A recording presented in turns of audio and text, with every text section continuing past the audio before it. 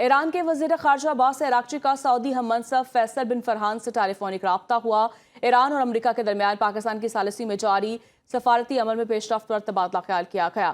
خبر ایجنسی کے مطابق دونوں رہنماؤں نے خطے کی مجموعی صورتحال پر تبادلہ خیال کیا۔ ایران کی پارلیمنٹ کے اسپیکر باقر کالیباف نے امریکہ کو سخت پیغام دیتے ہوئے کہا کہ ایرانی عوام کے حقوق کو 14 نکاتی تجویز کے مطابق تسلیم کرنے کے سوا کوئی راستہ نہیں۔ کسی بھی دوسرے طریقہ کار کا نتیجہ صرف ناکامی ہوگا۔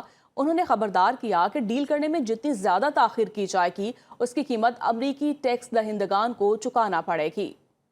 امریکہ کی پاسداران انقلاب کے مالیاتی نظام کے بارے میں معلومات فراہم کرنے پر $1.5 کروڑ انعام کی پیشکش۔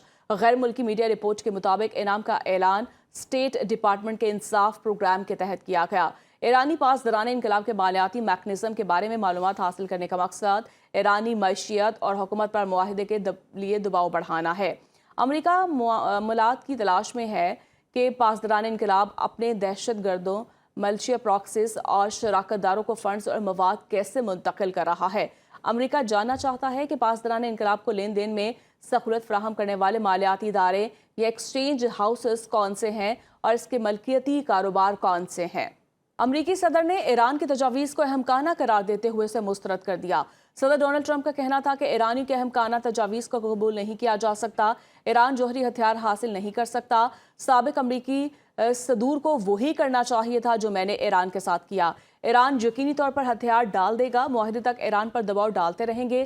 صدر ٹرمپ نے کہا پروجیکٹ فریڈم دوبارہ شروع کرنے کا فیصلہ نہیں کیا۔ آبِ ہرمز کھولنے کے لیے پروجیکٹ فریڈم کی وسیع پیمانے پر بحالی پر غور کر رہے ہیں۔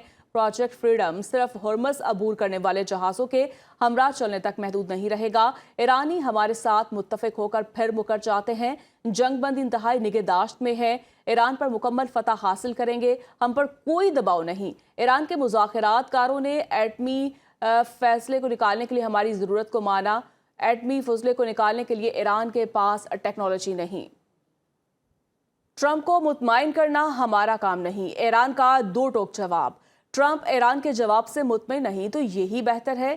ایرانی حکام کا کہنا ہے کہ ہمارا مسودہ ٹرمپ کو خوش کرنے کے لیے نہیں، مذاکراتی ٹیم کو ہدایت کی ہے کہ وہ مذاکرات کے دوران اپنی قوم کی بہتری کے لیے تجاویز دے۔ ہمارا مسودہ جو ہے وہ ٹرمپ کو مطمئن کرنا ہمارا کام نہیں ہے۔ ایران کا دو ٹوک جواب۔ ٹرمپ ایران کے جواب سے مطمئن نہیں تو یہی بہتر ہے۔ ایرانی حکام کا کہنا ہے کہ ہمارا مسودہ ٹرمپ کو خوش کرنے کے لیے نہیں، مذاکراتی ٹیم کو ہدایت کی ہے کہ وہ مذاکرات کے دوران اپنی قوم کی بہتری کے لیے تجاویز دیں۔ ایران نے کہا کہ امریکی مطالبات کے باعث مذاکراتی عمل پیچیدہ ہوتا جا رہا ہے۔ ایرانی وزارت خارجہ کے ترجمان اسماعیل بقائی کے مطابق پاکستان خطے میں پیشہ ورانہ انداز میں ثالثی کا کردار ادا کر رہا ہے، جبکہ ایران نے امریکی تجاویز کا جواب خطے کے مفادات کو مد نظر رکھتے ہوئے دیا۔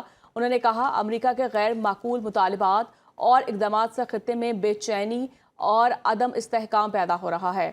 ایران سفارتکاری کو ترجیح دیتا ہے، تاہم اگر لڑنے پر مجبور کیا گیا تو بھرپور جواب دیا جائے گا۔